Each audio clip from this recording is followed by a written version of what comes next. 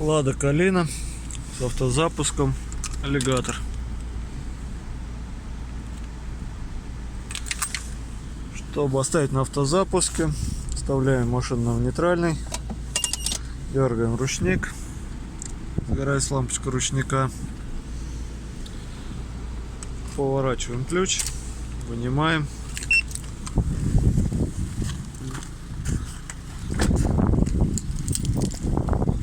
нажимаем кнопочку закрыть.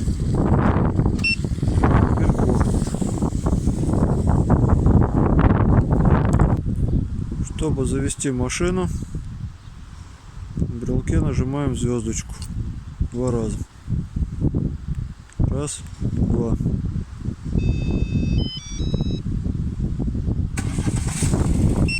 В брелке показывает то, что машина заведена. Все, машина работает. Входим, открываем.